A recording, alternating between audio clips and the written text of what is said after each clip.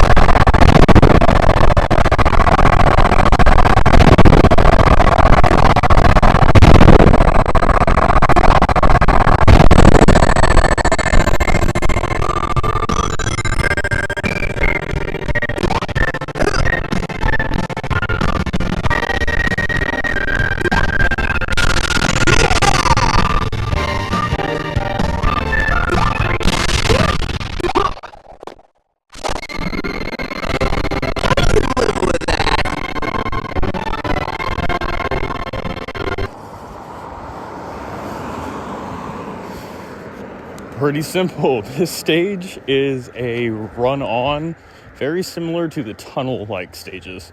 Except the key thing here, I wouldn't call it a gimmick. I would simply say it's more of a challenging flavor text, or piece of context, if you will. Essentially, most of this stage, you're going to be riding a missile, which very similar to the boss fight. If you played or watched or listened or all three, you would know requires the gyro of the 3DS or the device you are using to navigate. So, as you have most likely heard, using a cell phone is quite difficult, but I found the tilt mechanics to be super fun, and although slightly challenging, this was a very wonderful way to enjoy Sonic. Now, most of this stage, like I said, is going very fast and dodging fireballs, dragons, and, well, pretty much every kind of element that a Sonic game has, all blended into one stage with, like I said, the flavor piece of context being the tilt-guided rocket missiles. Now, going from snowboards to backflips in the Olympics, Sonic riding a rocket is pretty peak entertainment. It doesn't get much better than that when it comes to being the blue hedgehog. And overall, it makes the stage less boring than it would be if you just use the homing attacks or rails to navigate. Now, don't get me wrong, this stage is quite challenging. It is not the easiest Sonic stage. Frankly, that makes sense, given the fact that, well, we're nearing the end of Sonic Lost World, with one more area approaching. Now, to put this neatly, if I were to point out the most upsetting thing about this stage, it would be that although the rocket is its peak highlight, it also has some parts where it just doesn't feel right. So the rocket, not all of them have the same distance inputted into their categories. So you'll notice that sometimes you'll have to hop from missile to missile. Now, in that regard, it is kind of difficult when you're going fast if you're not paying attention, or especially if it's the first time going through that stage, to note which missiles will go short or not. There's a little bit of a firework effect kind of at the end, and as you go on, they burn out and kaboom, creating, like I said, the biggest challenge of all platformer games, falling. So you'll notice that hopping from missile to missile can be difficult. Going from the missile to the rails can be difficult. Although this stage takes place completely in the air, there is one geometric flaw. Now, that is simply going to be, you can spin out of bounds, invisible bounds, of course, with the missile when trying to dodge fireballs or anything of that like. And in that regard, it's also kind of intriguing to face. Yeah, right there. And it's super easy to notify when you're paying attention to the direction you're going. You might just happen to fall straight into the way you need to be. Now, what I mean by that, unironically, is that I aimed to go as fast as I could, correct, but happened to fall into the missile that brought me right to the end. Now, before I wrap this up, due to the fact that, well, much like this stage, it could go on forever. Now, I would have to say overall, if I were to rate this stage as a Sonic stage in general, I would have to say that at the end of the day, it's a solid 10 out of 10, maybe even pushing an 11, and on a bad day, a 9, due to the fact that it does have some flaws, but it makes sense that it would be very difficult, and it is also extremely fun. Whether it's satisfying to play as fast as you can, or simply you just like to find, well, what's normally a gimmick as a, I don't know, it's a shining moment. I think that's what we're going to refer to those. Much like a gold star. It just overall sums itself up well as a Sonic stage. Now, on a personal note, if I were to rate it, I would have to say probably a 7, maybe an 8, due to the fact that it's a little annoying, but it saves itself its time for the build-up to the boss fight, of course, and it's a heck of a lot of fun, like I have aforementioned. Now, that being said, I could probably talk about this stage for another 5 minutes or so, but I don't need to. So, with that being said, if you're a Sonic fan, feel free to like, subscribe, share if you must, or leave a comment, whether it be Sonic related. Commentary comments like, why is he breathing so heavy? Why aren't you taking this audio seriously? Or pretty much whatever you might want to say. Or shenanigans. I try to keep 6-7 stuff out of it due to the fact that brain rot is brain rot. Now, that being said, if you're not a Sonic fan or if you just like my voice, same thing applies. Feel free to like, subscribe, comment for more, whether it be related to the video, mistakes you noticed, things you'd like to see, recommendations, or maybe you have, a game or topic you would like to see discussed. This is Super Saiyan Squeamish, and if you had a Sonic day, wait, I might have gotten that wrong. If you're a Sonic fan, have a Sonic day. And if you're not a Sonic fan, have a day, or whatever it is you may have. Now, with that being said, this is Super Saiyan Squeamish, out.